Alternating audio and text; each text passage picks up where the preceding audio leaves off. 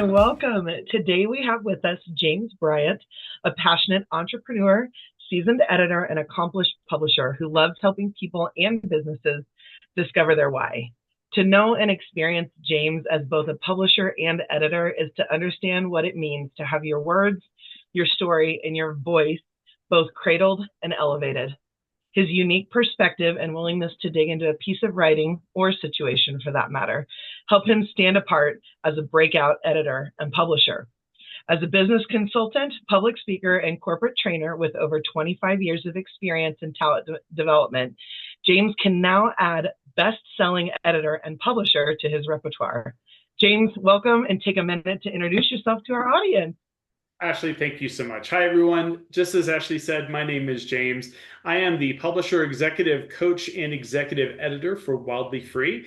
But besides that, I also have 25 years of experience working with companies, businesses, individuals, really helping them to discover and communicate their why, and also train that and teach that to their people and help them convey that to their customers and their other businesses as well. So it's great to be here, and I'm really looking forward to this.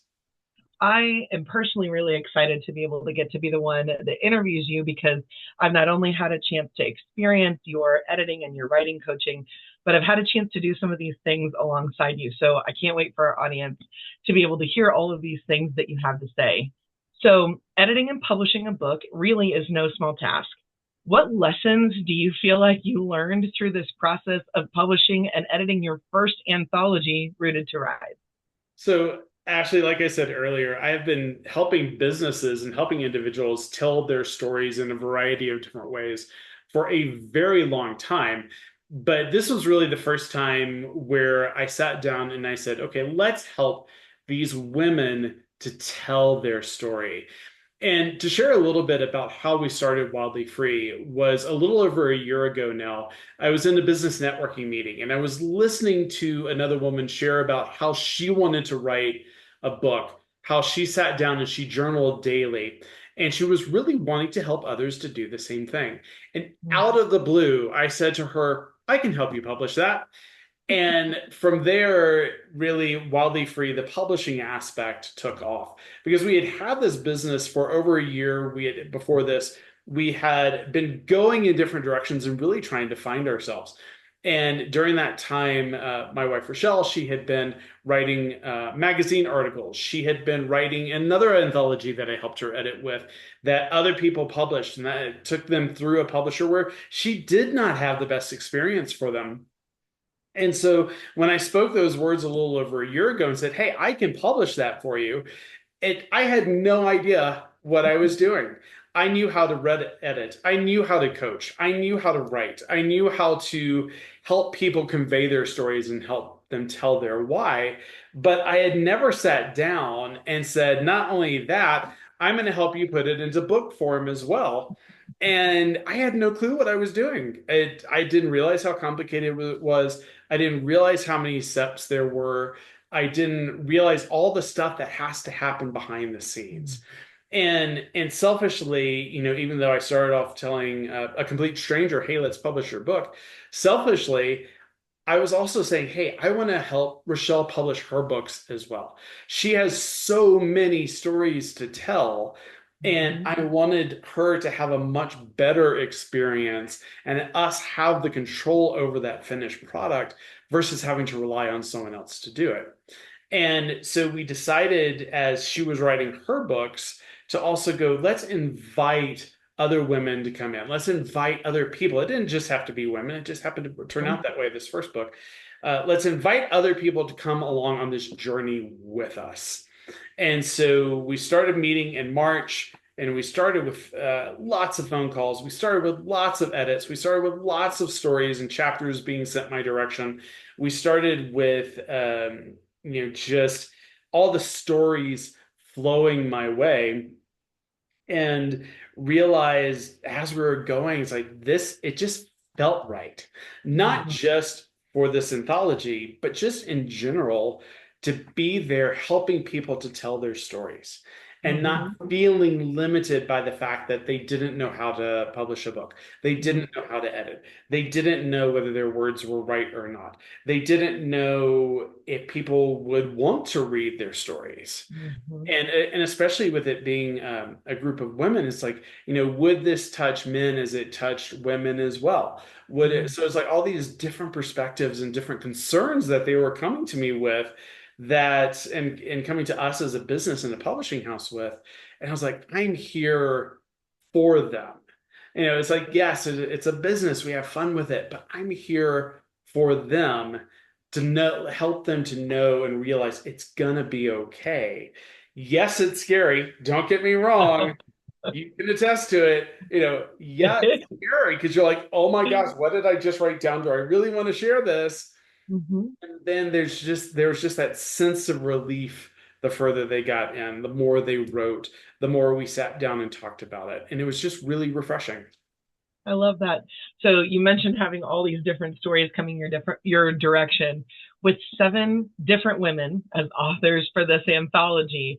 It must have been a really interesting, experience to read their unique styles of writing, to hear their unique needs, to experience kind of what that was like for each of them. So were there any unexpected themes or patterns that kind of came up? What was it like to work with each of these different women as you were pulling this collection together?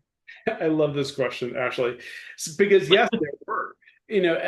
As we were writing, and I would always tell our authors, their job is to get their words from their heads and their hearts to the paper, because there was nothing I could do with it until it was there. So they had to start there, whether it was messy, and man, we had some messy ones, or whether it was near perfection where it just needed some tweaks, it just needed some clarification. We had the whole gamut. And we also had stories that were extremely emotional and Mm-hmm. stories that were a little bit more clinical. And that was okay. Like every author's voice was uniquely theirs. And that's always when I approach writing or coaching or editing, I always tell them it's like my role as your editor is not to make you sound like me. It is Mm-hmm. not to make you sound like some preconceived notion about what an author's story should sound like, because it still needed to be their unique voice. It still needed to be their unique stories because it was their stories. Yeah. And as we were going through with these seven different women, each one of them had a different story with a different voice, with a different tone, with a different level of emotional impact. Some stories I cried with, some stories I was like, okay, that's interesting. Some stories I laughed out loud. Some stories I went back to reread and cry through again because I was like, that was just how touching and emotionally connected these stories were. But as we went, and yes, these seven women, they knew each other, they've worked together previously, they've talked, but no one at any point sat down and said, hey, our stories are all going to revolve around this. Yes, they had a Mm-hmm. central theme, but none of them were like, hey, you've got to have this, you got to have this, you got to have this, you got to have this, you got to have this. But consistently, as I would edit and as we were putting the book together, themes and common tones and commonalities kept Mm-hmm. coming out. Like there were so many pieces of each and every single person's stories that resonated with the other person's naturally without me having to go in and say, hey, you're missing this piece. I need you to put that in so that it all has a connection. It was there naturally and all flowed together. Now, is that going to happen each and every single time we sit down to write an anthology? Not necessarily. And that's not the goal of an anthology. An Right. anthology is to write a unique chapter, to share your unique story. And even though it has a common theme, like Rooted to Rise did, that doesn't mean that everything in each chapter has to be connected in the same way. Because what's connecting them is that they're unique stories and unique voices. Yeah, absolutely. So when you think about editing all of this as a whole, were there some big challenges that you felt like you were up against, or big moments that stood out to you of like excitement or joy that you were able to experience along with the authors who you were coaching? So there were definitely some chapters and some sections that were a little bit more difficult. Not because of the emotions involved, but because of the unique perspectives and the unique places that people were coming from. Because as I told them, and as we told them as we were first starting to meet and have conversations, I wasn't looking for them to be perfect. I Mhm. wasn't looking for it to be polished. That as an editor and a coach, that's what I'm there for, is to praise and to polish. Praise you for what's going well. Praise you for being vulnerable and sharing your story. Praise you for just getting the words out there, because that even Mhm. its own barricade and its own barrier. But then also help to polish it, because as a Yeah. reader, and I've read over 4,000 books in my life, as a reader, I know what resonates and what connects and what I want to start hearing and understanding. And so that's where would need to go into their chapters and meet with them and say, okay, I get that you understand what you're writing here, but as your reader, not just your editor, not just your coach, but as a reader, this Yeah. needs more depth. If you feel comfortable sharing, because that was the other key piece of that. It's like, if you're not comfortable sharing this, don't feel like you've got to. But if you do, like, pull out more here, give Mhm. more depth, give more context, help bring your readers along with you on your journey. And some people, that was really easy to do. Others, it was a little bit more of a struggle, not because of not because they didn't necessarily want to, but they just Mhm. required a little bit more coaching. They just required a little bit more editing to get there, Yeah. while keeping it their voice. This is like, Yeah. I could simply go in and just fix it, right? As a writer, as a coach, I could go in and fix it. I could polish it. I can make it sound like a seasoned author and editor wrote it and edited it and made it pretty. But that's not the effect that we were wanting with this. And Mhm. so we had to balance between making it readable, but also it being connected to who they were and their authenticity. Yeah, absolutely. And that's one of the things that I really value about working with you myself. I valued that in the edits that I received, in the coaching that I received, just drawing those little bits out. But also as we were tackling chapters together, you do a phenomenal job. And I think so many people have a misunderstanding of an editor and writing coach's function in a publishing house. I think sometimes people in their brains think, well, I'm going to send this away and it's going to come back and somebody's going to have waved a magic wand and then, it's all going to be here. But I think that one of the gifts that you really have is to be able to draw that out of people in this really, I don't know, compassionate way that allows them to stay strongly in their strength and in their authenticity, like you said, while also leveling it up and getting it ready to be published. So I really, really enjoy hearing you talk about all that. I'm curious, have you received any feedback from any of your authors? Have any of them said, something that stood out to you from your editing process or anything from readers of the book that has stood out to you? Consistently, I hear a lot of thank you. Mm-hmm. Um, that they felt I was respecting them Mm-hmm. and respecting their voice and respecting their story. Mm-hmm. That I never came into an area, especially on some of the more sensitive chapters, Yeah. where I'm like, this just isn't what needs to be shared. Mm-hmm. This is like, this is what you feel comfortable with. Let's make sure that we share it, Mm-hmm. but let's share it in a way that, one, it is still yours, Yeah.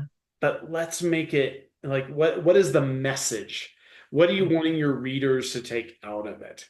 Mm-hmm.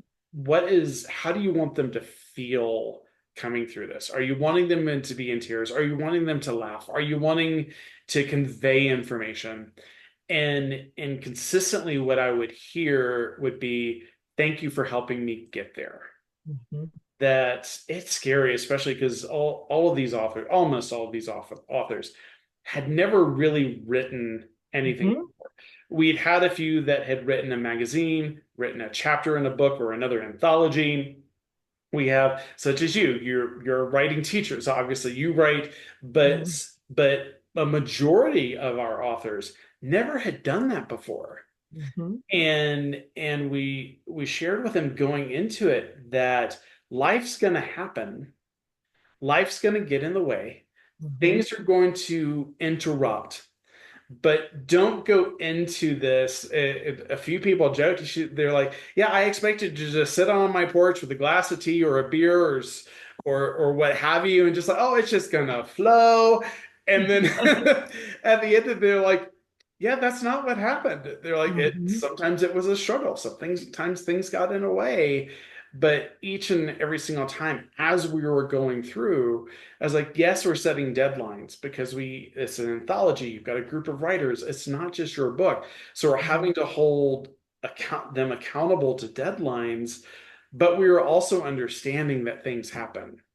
And we Mm-hmm. were understanding and able to work with people's schedules and work with what they were capable of, because it certainly was never a point where I was sitting here going, "Hey, you've got to do it, got to do it, got to do it, got to do it." It's like Yeah. you're getting to do it. You don't have to do it. You Yeah. get to do it and come onto this journey with us. Well, I think you do a really good job of empowering people to step into that, which also makes me wonder, and I already know the answer to this, but I want you to be able to speak to it for our audience here. So there are lots of different levels that people can come into working with Wildly Free, and everything that you're talking about is obviously a process that you use when we have authors who have contracted with us, who are in on anthologies, or who are writing books of their own. But what about people who are just starting to write their stories? Do you have any resources or anything that would be available, a little bit like kind of having you riding shotgun as a coach for them maybe before they sign on with Wildly Free? Right. So we have different levels of services that we provide, and we also have different resources that we provide. Mm-hmm. So we're actually developing a series of workbooks. First one's already been released called Heart to Page, that speaks to what I mentioned earlier, where Mm-hmm. you have to get from your head and your heart, and you have to get it written. You have to get it out there.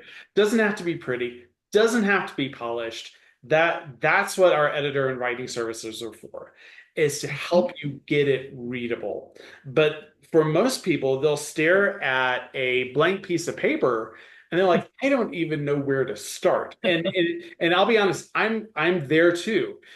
I've wanted to write a book. I've wanted to write a nonfiction book. I'm currently writing a fiction book as well. But I've sat down going, where do I start? Like, what's the first Mm-hmm. word? But not just that. It's like, what parts of my story do I want to share? What parts of my story do I not want to share? Who needs Mm-hmm. to be the major characters? What are the major themes? What am I wanting my readers to take away from this? And why do I want to sit down and write a book in the first place? Yeah. And I don't think I've shared this story with you, Ashley, but about 15 years ago, I went to a couples retreat, and we were Oh. sitting around a circle, myself, my wife, and about 20 other people that were complete strangers. We did not know any of them. And we were all sharing our history and all Mm. sharing our life, and kind of like what in our past kind of shaped who we became and who we Mm-hmm. were as we were sitting there in that circle. And at the time, I was in my 30s. So and I have children, and I was reflecting back, and I was like, gosh, when my children are in their 30s, what are they going to sit down in a circle like this and talk about? What are they going to share about their family legacy, their family Mm-hmm. history, what happened to them what are the good things and the things that they struggled with as they were growing up, right? Mm-hmm. Um, and from that, and as I was sharing my own stories with them too, it's like there are so many pieces of me and my history and my past that I don't necessarily share with my children. So what legacy am I leaving? Yeah. Where's the story going to go? What are the pieces that shaped who I am today in the book that I would be writing today? And that's what that workbook is designed to do. It's designed to take you through steps and through processes. And it's a workbook that you can do on your own. You can certainly like purchase it. You can work through the questions. It's about 100 pages. It's all journal. Each page has a different question on it. You can take it in any order that you want to. It's not one, two, three, four, five. It's not chronological. It's not linear in any way. It bounces around. Um, But then also, it's like if it's easier, if you struggle to sit down like I do with a piece of paper and a pen and just start writing, if you need someone to sit down with you and take you through those questions and interview you and jot down notes, if you're not comfortable writing, pick up a voice memo or pick up your phone and record answers to them. Like whatever you need to do, but as long as it's here or here, there's not a Mhm. lot that you can do with it, right? There's not a lot we can do with it, but sometimes people need help getting it out. And that's what that Mhm. workbook is designed for, what the coaching sessions are designed for. Oh, I love that.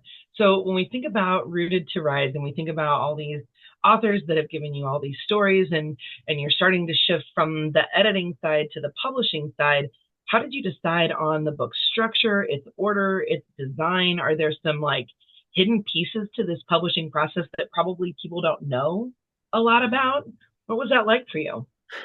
So with the anthology, we ended up deciding to go in alphabetical order uh, Mm, by author. We decided to go in that way because each we wanted each author's chapter to be able to be read separate. It didn't have to be read front to back, chapter one to chapter seven. That hmm was not the way that we originally intended it. As as I was going through, and that is the direction that we went, but as I was going through it, I thought about those exact same things. It was like because we had the highly emotionally charged chapters. We hmm had the chapters where you would laugh. We had the chapters where you would cry. We had the chapters that would give you just lots of information that you could still connect to, but they were much more analytical chapters hmm versus being emotional chapters. And as I was reading through the seven, and I was originally thinking through, because I was the first one to see them all together. In fact, the authors didn't get a chance to read them all together until they were into the book form. Um, but as I was reading them all together, going, okay, well, we could put this one here, because I'd want to be careful not to put two chapters that had some very similar things that happened in them right back to back, and so like we'd want to structure it to where the the emotional impact, if someone was to read it straight through, would be there, but it wouldn't be too much and it wouldn't be too heavy. I wouldn't want to front load it. I wouldn't want to back load it. Wouldn't want to shove it all in the middle. So it's like put interspersing them throughout. And thankfully, even with doing alphabetical order, that kind of happened naturally. There was hmm never a point with a chapter where I'm like, no, this one really shouldn't be next to each other because it's a little bit too similar, a little bit too similar with the stories, a little bit too similar with the emotional charge to it. So it flowed naturally from there.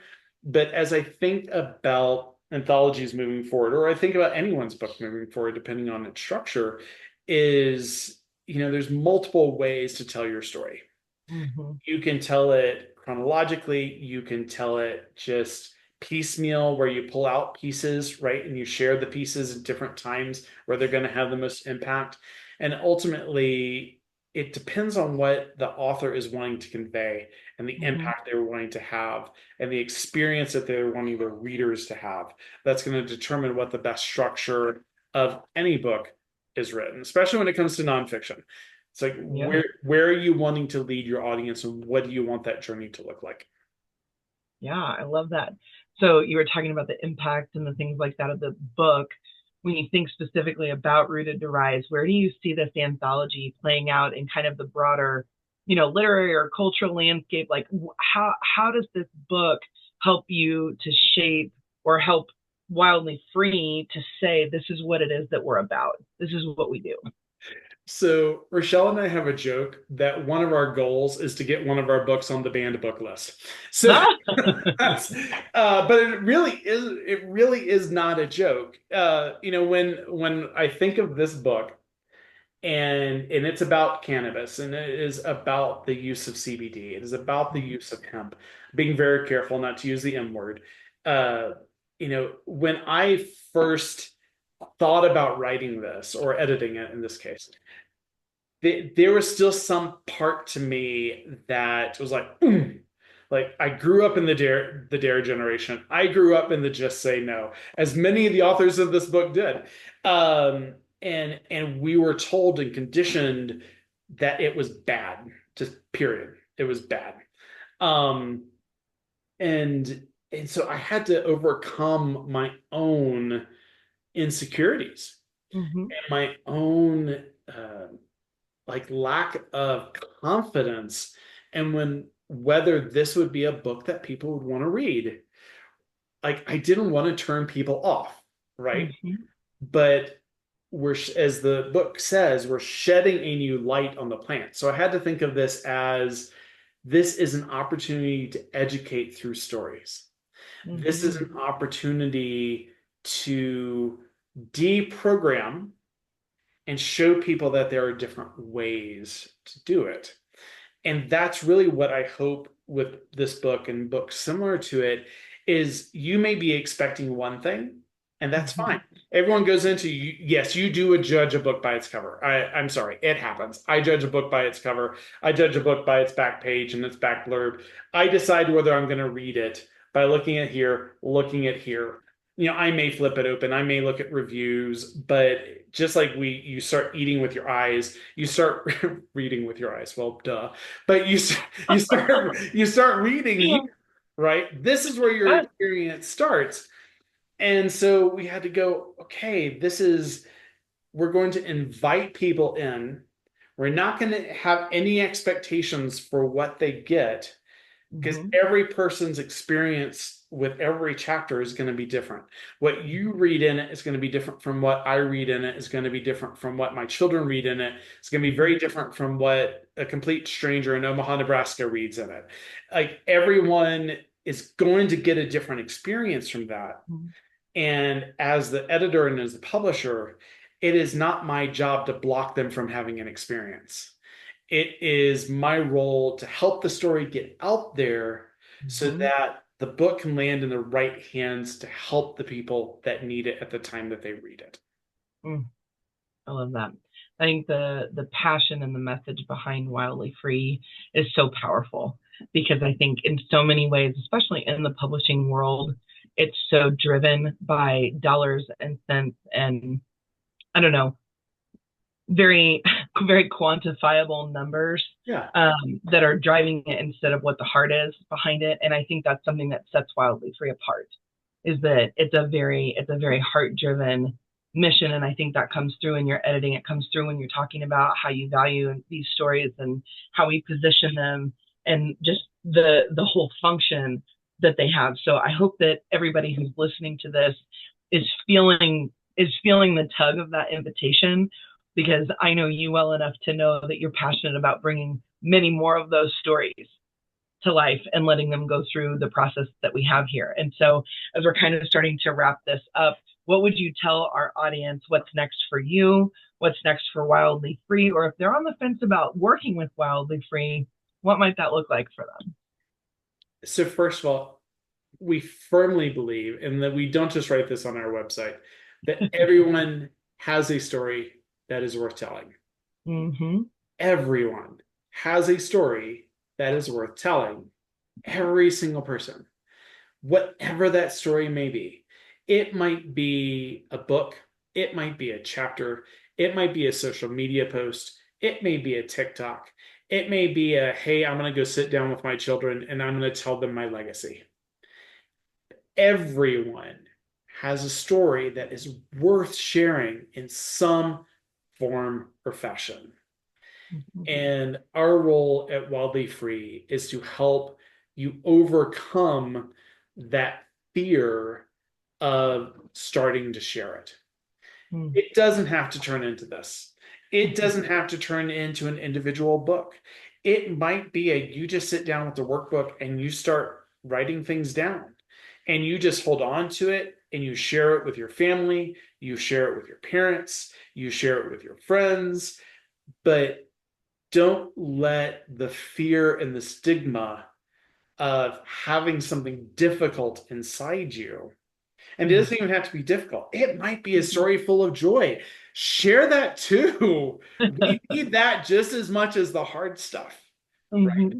We need to know the overcoming, but it doesn't have to be an overcoming story. It can be wow, I've made good choices all of my life. Here's how I got here. Here's the lesson I want you to take from it. Here's the message I want you to get from it. Mm-hmm. But even then, even as an author, even when I say, hey, I think this is the message I want my readers to hear and read and convey and get from it, they're still going to get something different. Mm-hmm. And I think of writing a book. I had a good minister friend that I was having a conversation with one time. And he said, I write 3 hour sermons, Mm-hmm. but no one is going to sit down for a 3 hour sermon. So he's like, I write 3 hour sermons that have 30-minute chunks. Okay, 30-minute chunks. So I write a 150-page book that Mm-hmm. has 30-page chunks, right? And but the message that you hear is different from the message that other people will hear, and Mm-hmm. that's okay. So as the minister, as the author, I know this is my message, but I have to leave space for the readers and the listeners to receive the message that they need to receive at that time. So when you're thinking about working with us, and I think I may have gotten off gear on the question, but that's okay. Okay. When, if you're thinking about working with us, or you're thinking about telling your story, yes, you're sharing the story for yourself. I mean, let's be honest. It's a little bit of a selfish journey because Mm-hmm. you are sharing your story. So it is about you. Mm-hmm. So, and you're inviting people into your world, but don't expect them to only hear the message that you're sharing. Mm-hmm. Expect them to connect it to their own lives. Expect them to connect it to their own stories, and expect that resonance to happen, because that's where that magic starts to happen, is where the reader and the author and their stories intersect, and it comes away as going, oh my gosh, this is a book that moved me and changed my life. Or, Mm-hmm. oh my gosh, these are the words that I need to hear at this time. Or, oh my gosh, I learned something from it. Or, oh my gosh, I'm going to take the bravery that you had sharing, Yeah. writing your book and your story, and I'm going to take that bravery and that courage, and I'm going to use it to share my story with someone else that I may not have previously, in whatever format that may look like. Oh, I love that. I love that. Well, the that last little question, and just if there's anything you want to share here to no, you're good to wrap all of that up. Is there anything that's like next for you or on your horizon that you're looking forward to, or any last thoughts you have about the book? So we have more books coming out, Yeah. which I love. One of the small joys, I was in the library just the other day, and I opened it up, and in the first couple of pages, when it's a writer that's written several things, it was like works also by, and it lists, and I said, oh my gosh, work in our next book, we're gonna have a works also by page, or also published by page, or like it, and the list is gonna keep getting longer. And the next thing that I'm really working on is how can I get our books into more people's hands? How can I Mm-hmm. get them into the libraries? How can I get them onto people's devices? How can Mm-hmm. I get them onto their bookshelves? Yeah, Mm-hmm. because it does no good to have the stories on a piece of paper and a book, but no one ever touches the book, right? So All right. how do I get it out there so that more people have a chance to read it? And just the other day, someone asked us about fiction books. I was like, yep, I'm working on a fiction book right now. I read primarily fiction. That's what I enjoy. So I'm writing a book that I like to read and having some fun Love with it. it. But then we've also got more anthologies coming up, more workbooks coming out. And Rochelle's first book will be coming out in just a couple of weeks. So really excited about that as well. That's amazing. Well, James, thank you so much for all of your time. I hope that everybody listening is going to make sure that they are following the Wildly Free either Instagram or Facebook page. Make sure that you've checked out wildlyfreellc.com. You're not gonna want to miss anything that's happening in this space. It's just a really beautiful space. And I would also invite you to consider, when is your story coming out? Because you've got some editors, you've got some people who are going to be in your corner, ready to lovingly cradle your story from heart. You say from heart to page? Is From that heart what? to page. From There you heart to go, page. and all the way through until it hits shelves. So thanks so much for joining us, and we will catch you guys on the next Meet the Author or Editor podcast. Thanks, everyone. Bye now.